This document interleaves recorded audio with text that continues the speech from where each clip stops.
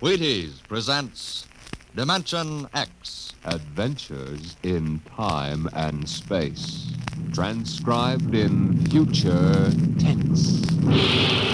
Dimension X. On stage tonight, Dimension X. Another in the Wheaties' big parade of exciting half-hour presentations. Say, tomorrow's Saturday, you know, and maybe you don't have to show up for work. A whole swell summer day for just what you want to do. So start off with a big holiday bowl of Wheaties at breakfast and just see how it sparks up the morning. Wheaties are whole wheat, you know, and I don't have to tell you what good, sturdy nourishment that is. So if you got fish to catch or golf to play or maybe a hike to take, just see how Wheaties can make it all a lot more fun. You know why? Why, lady, mister, it's just because you feel good when you've had your Wheaties. Those two-fisted little whole wheat flakes are loaded with vitamins and minerals. And so are you when you've had your Wheaties. Go on, try 'em. Just you see how Wheaties at 7 can help at 11.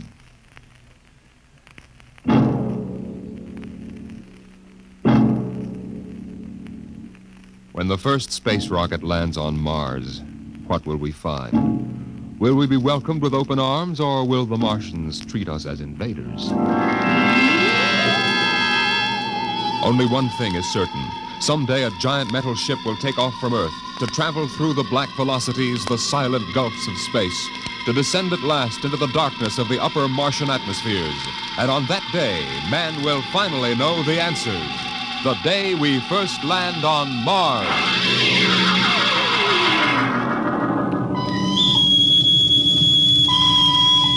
Now hear this. Now hear this. Approaching critical deceleration. Fasten gravity suits. Stand by to land. Mr. Lustig, what do you make of the terrain? There seems to be a heavy ground, Miss Captain. We won't be able to use our infrared lights. And we'll have to come in on radar. Wasn't that a little risky, sir, landing in the dark? I'd rather run the danger of a blind landing, Lieutenant, than come in without the cover of darkness. Remember, we don't know what kind of reception is waiting for us down there. Airspeed 500. Altitude now 4,000. Bridge to engine room. Stand by for deceleration. Engine room, aye. Fire forward tubes 1 and 3. Aye. Skids down. Skids, check. Altitude 500. 4. 350. 3. Up a point now. All right. Let's set her down. Look out! Cut the power. Master's pipe battle stations. Aye, sir. All secured, sir. Well, we're on Mars. April 20th, 1987. 4:33 Greenwich time. Enter that in the log, Masters. Aye, sir. Well, gentlemen, it's less than 2 hours till dawn. As soon as it's light, we'll send out a landing party. Masters, get me an all-over hookup. All set, Captain. Now hear this. Now hear this. All right, men. The smoking lamp is lit. We're 17 men on an alien world. And it's up to us whether we ever get home again. Next few hours should tell the story. And I want instant obedience to all commands. I'll court-martial the first man who doesn't jump to when he's ordered. And one other thing. We may be on Mars, but this is still a United States naval vessel. Officers will conduct a personal and weapons inspection in 1 hour. That's all. Inspection, Captain. Now? Mr. Lustig, we've got an hour and a half to sweat out before we find out what's outside that airlock. I'd rather have a man worried about his stripes than about what's waiting outside on Mars.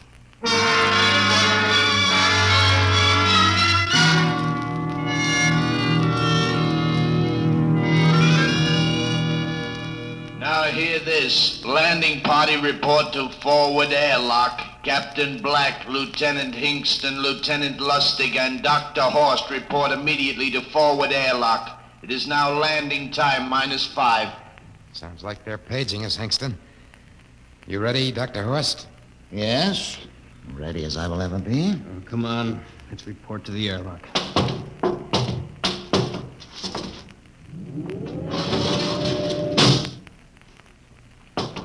4 minutes to go. Where's the captain? Who knows? What difference does it make? Just want to get it over with, that's all. Has anybody got a cigarette? I think you're smoking too much, Lieutenant Lustig. Are you nervous? Lay off, will you, Horst? Wondering what's hidden outside underneath that ground mist? Very unusual planet, Mars. Why? It has an atmosphere. Wonderful thing, an atmosphere. Where you find one, you find life. You mean Martians?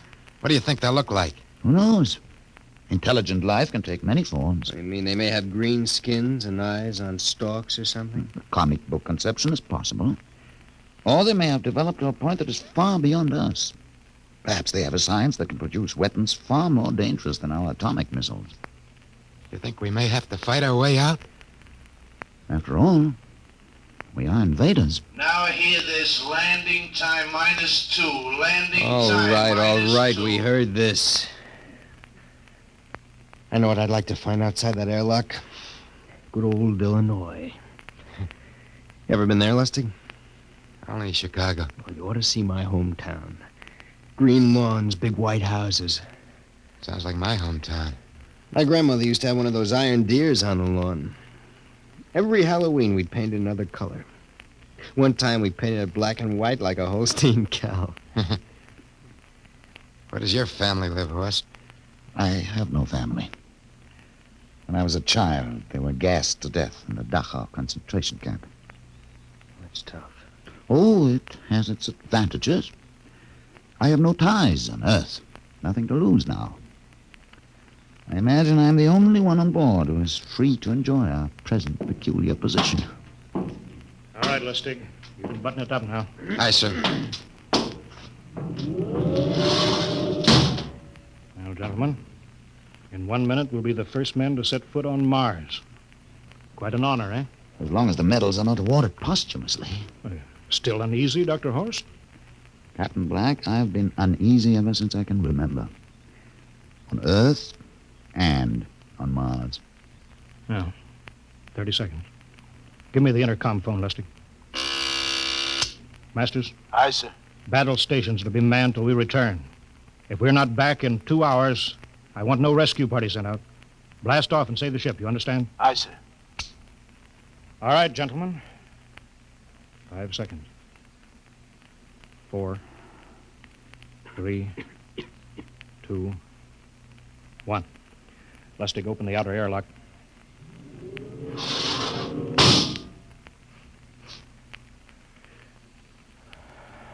Fresh air. Let's go. Hold it now. It's too dark to move fast. Quiet, isn't it? Not even a wind. You can't see anything through this ground mist. Quiet. We don't know what's out here. Come on.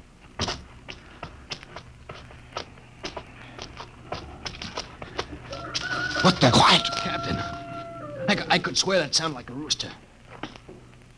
I don't hear it anymore. A very unlikely sound. A rooster crowing on Mars? Kingston, Aye, sir. set that machine gun 25 yards to the flank. We'll stay here till the ground mist lifts. Aye, sir. What do you make of the ground, Horst? Grass.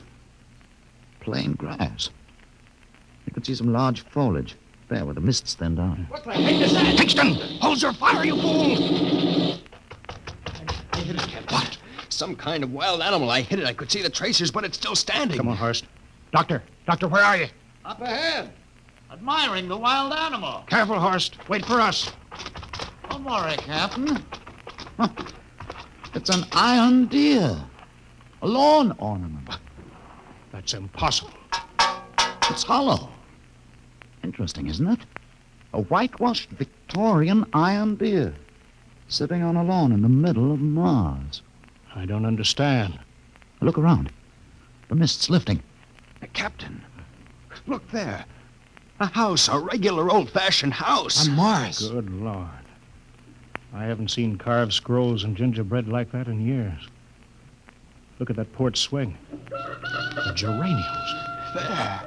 I told you it was a rooster, Captain. Give me the glasses, Lustig. I want to take a look through that front window. What? There's an upright piano. Some sheet music on it. Lustig, it's beautiful Ohio. Beautiful Ohio. That can't be. Look here, Horace, do you think that civilizations of two planets could be identical? I don't know. That specific variety of geraniums is only 50 years old on Earth. Is it logical they should develop in Mars? How about that porch swing and that piano and beautiful Ohio? No, it's impossible. Captain Black, this looks like the town I was born in. Well, it looks like my hometown, too. I've thought of something, sir. It's the only solution. Maybe we're not the first ship to reach Mars from Earth. That's the only answer. That's impossible, Lustig. If there'd been space travel, it couldn't be secret. Do you have any idea what ships cost, what industrial power is needed? There's got to be some logical reason. Captain, I think perhaps we might find out. A light just went on in that house. Kingston, cover that door with the machine gun. Aye, sir. Come on, Horace. We'll ring that doorbell. There's got to be a scientific answer to all this.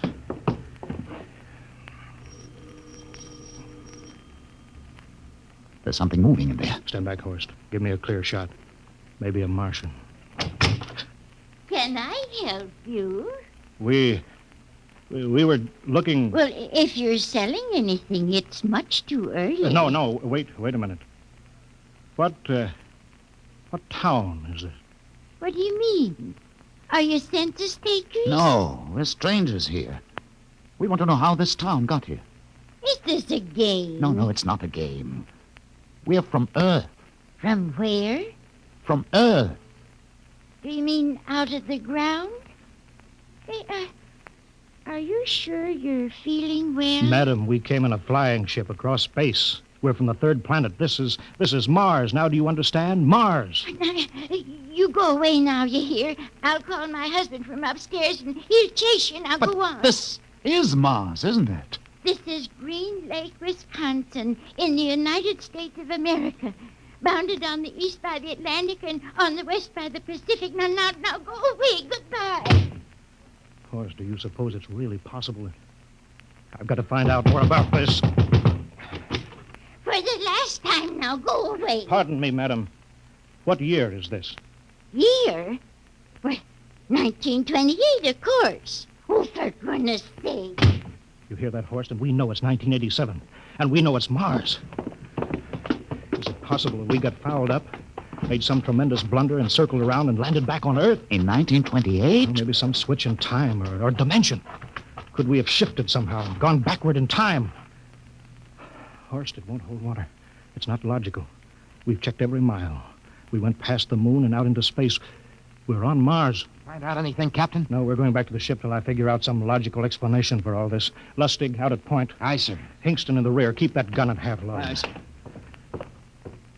Horst, there's got to be some cold, logical solution. Captain. What? That house down the street. The white one with the green shutters. Lustig, what's the matter? I never thought. Thank God. Thank God. Lustig, come back here. He's running for that house. That crazy fool, after him quick. Lustig, stop! Come down off of that porch. Grandma! Grandpa! Lustig, what the devil do you think you're trying? Grandma and Grandpa, it is you. Lustig, what's going on here? Albert, why, it's been so many years. How you've grown, boy. Oh, it's so good to see you. Lieutenant Lustig. Oh, Captain. Grandma, I want you to meet my friend. This is Captain Black. Captain, I want you to meet my grandfolks. Howdy. Any friends of Albert's is friends of ours. How long you been here, Grandma? Oh, good many years. Ever since we died. Ever since you what? Oh, yes, sir. They've been dead 30 years. What? You mean to tell me that Mars is heaven? Oh, nonsense, no. All we know is here we're alive again. And who are we to question God's infinite ways? Lustig, we're going back to the ship. But, Captain, I want to talk to my Lieutenant grandfolks. Lustig, I don't like any part of this. You'll come back with us. I have to club you and carry you. Yeah, but, sir, That's they're enough. my... Heaven only knows what they've run up against back at the ship.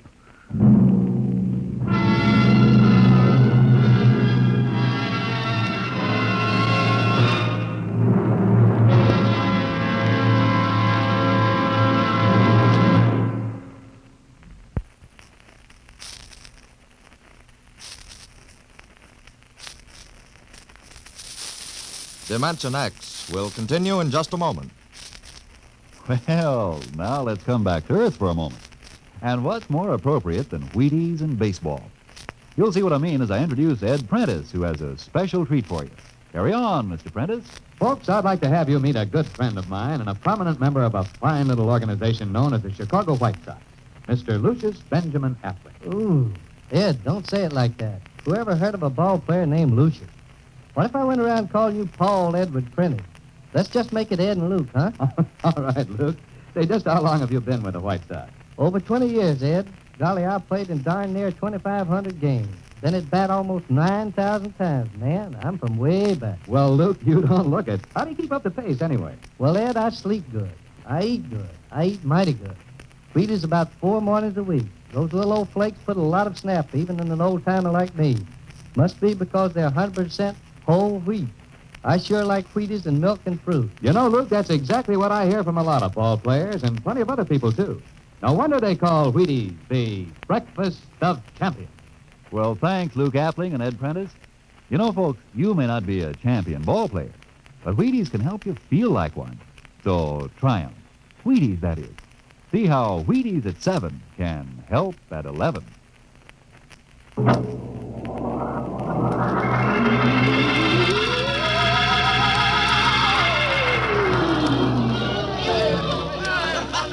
Horst, look at that crowd around the ship. Looks like we're being welcomed with a celebration, Captain. Celebration, they've abandoned ship. Every port is open, no guards set. You, Masters. Hiya, Captain. Meet my old dad. Dad, that's Captain Black, and he's not a bad guy for an officer. Of all the... Hingston. What, sir? Bring that man back. Use force if you have to. Excuse me, sir. There's my Uncle George. Hingston. I'll be right back, Captain. Uncle George. Uncle George. What the devil Don't is you going... understand, sir? They've all found friends and relatives. They're all here. He's right, Captain. I've counted. The whole crew's out in the crowd. But I gave orders. Definite orders. You don't understand, Captain. I understand mutiny. I don't care how many relatives show up. I'll have discipline on... Johnny! Johnny, you old son of a gun. Edward. It's you. It can't be. Of course it is. Johnny, you old son of a gun. Edward. Dr. Horst. This is my brother, Edward. How do you do? Hello. It's wonderful to see you, Edward. Look, I've got to get back to my ship. Hey, I almost forgot. Mom's waiting at home. Mom? And Dad, too. Mom, Dad are alive? Excuse me, Horst. Then you're real, Ed. Don't I feel real? How's that, huh? Ed, we've got lunch for you, Johnny. Mom's making corn fritters. Dr. Horst, haven't you found anybody? No, Captain. I have nobody. Then you come on home with me, right, Ed? Sure, you bet. Horst, you wouldn't believe it, but it's been 35 years since I had Mom's corn fritters. By George. 35 years.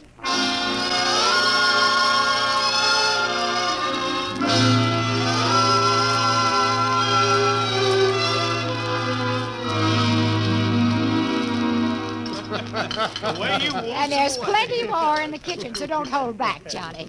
You too, Dr. Horst. Well, Johnny, you're still in the Navy, huh? That's right, Dad. I'm in command of the ship. We're an old Navy family, Dr. Horst. All 3 of our boys in the service. Ed was the best pilot in the Pacific. What did happen, Ed? Oh, what's the difference? I'm here now. Oh, you know, it's almost perfect. All we're missing is your brother Will. Then the whole family could be together. Well, it won't be long, Mom. Will's in charge of the XR-54. That's the next rocket coming out to Mars. Well, little Will. When does he leave, Johnny? Takeoff scheduled for September, but it depends on what we report. But there's no question about that now, eh? Christmas together again. That'll be something, huh? Yes, sirree. Well, this calls for a celebration. How about a little of the old dandelion wine, eh, Johnny? Now, Father, don't you go giving Johnny too much wine. Oh, he's a big boy now, Mother. Well, sir, isn't everything just fine? Just fine.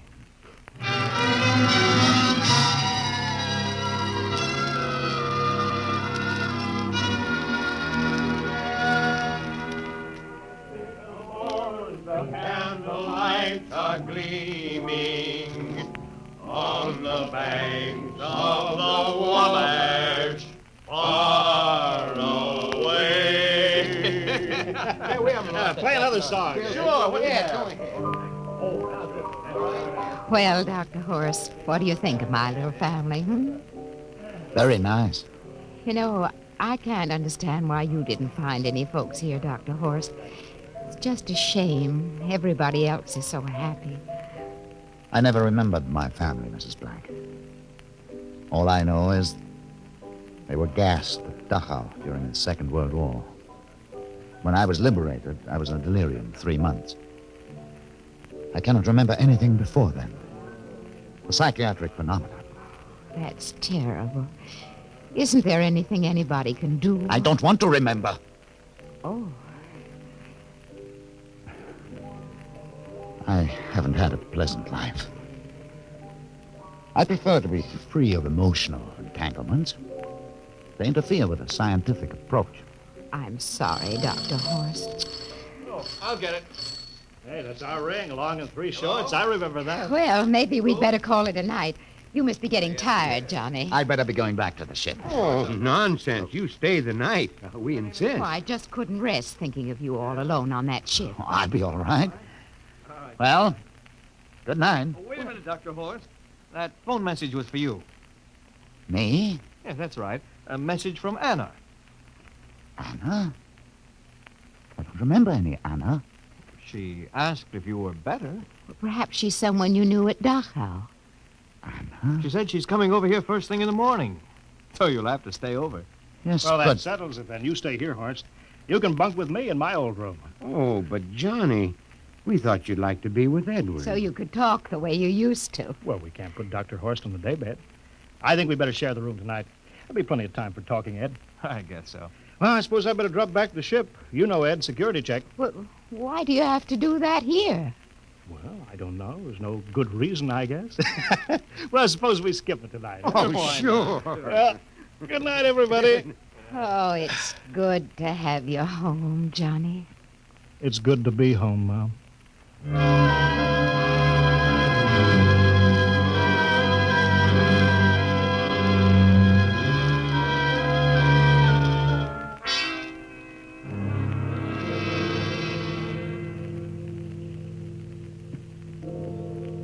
Captain Black, are you asleep? No. I just been thinking about what we were expecting. Green-skinned Martians with eyes on the stalks. All the time there was only Mom and Dad and Edward waiting. It's funny what tricks your imagination can play on you. Yeah, I guess Mars is heaven, Horst. I've been thinking about Martians, too. Captain, just suppose there were Martians, and they saw us land. Suppose they thought of us as invaders. What would be the best weapon they could use against our atom bombs? I don't see what you're getting at. They would want to disarm us first, to wipe out all suspicion, to make us feel at home. But suppose this house isn't real. Suppose the people are just images, stolen from our own memories by Martians, created for us by telepathy, hypnotism. That's the craziest theory I ever heard. Maybe that's why there was no one for me. Because in all my life, there is no happy memory, no real loved person. How about that phone call from Anna? Yes, Anna. I didn't remember who she was, but I do now. I just remembered. When I was freed from Dachau, sick, delirious, I raved about a wonderful, kind nurse named Anna that took care of me. There you are. It's logical. She's coming to see you tomorrow. But there was no Anna. I'd been nursed by a man. What? Anna was only a dream. And there's only one way they could have learned about her. By reading my subconscious mind. But that's impossible, Horst. Why? The whole crew was thinking of home. Suppose the Martians read our minds. Yes, but if there are Martians... If there are, they have us separated. Each man in a different house. Sleeping. Trusting. No one at the guns. I left my pistol downstairs. Do you think there's something to this, Horst? It's a... Who would suspect his own mother? His grandparents? How easy. Just a knife in the heart of each sleeping man. That's impossible, Horst. We've got to get back to the ship. Listen. The crickets have stopped. Come on. We don't know when they change back to whatever they really are. Where are you going, John? Ed, well, we wanted to drink of water. That's all, Ed. You're not thirsty, John. You don't want to drink. You don't want Look out! to drink. His face, it's changing! And his hands, he's a Martian! Run, horse! Get Run! away, John. You can't get away. This way, horse! Can't get away. Horse, where are you?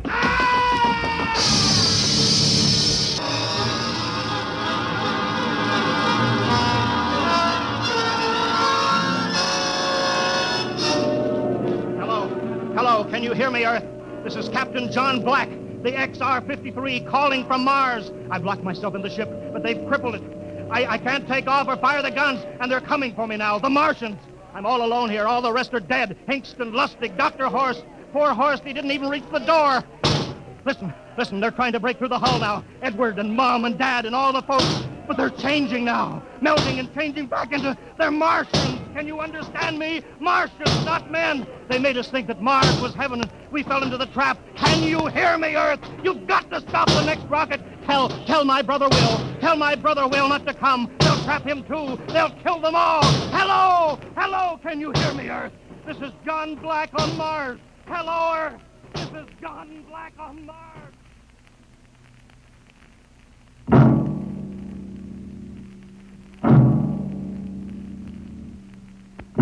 Tonight, Dimension X has presented and transcribed the Ray Bradbury story, Mars is Heaven, adapted for radio by Ernest Kenoy. Featured players were Wendell Holmes as Captain Black and Peter Capell as Dr. Horst. Your narrator, Norman Rose. Music by Albert Berman, engineer Bill Chambers. Dimension X is produced by Van Woodward and directed by Edward King. Robert Warren speaking. In a moment, we'll tell you about next week's show.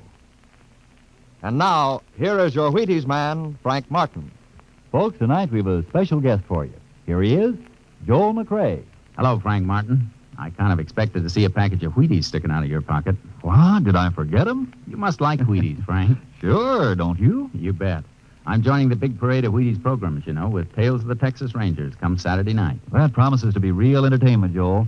I understand these are true stories of the Texas Rangers. Absolutely. Each story is straight from the Texas Ranger files. Well, we're mighty proud to have you join us, Joel, with this new program. We'll all be listening on the same NBC station Saturday night for Joel McRae in Tales of the Texas Rangers. Okay, Mr. McRae? Okay, partner. Good night. Good night, Joel. And friends, be sure to listen Saturday, that's tomorrow night, to Joel McRae and his new program, Tales of the Texas Rangers. And get your Wheaties, everybody. And this is the Wheaties man, Frank Martin, inviting you again to listen tomorrow night to Joel McRae in Tales of the Texas Rangers on the Wheaties Big Parade.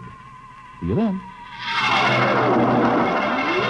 Next week, the story of the strangest case ever recorded in the files of the Bureau of Missing Persons. The case of the Man in the Moon. You'll hear the whole story next week when we venture once more into the unknown world of... Dimension X.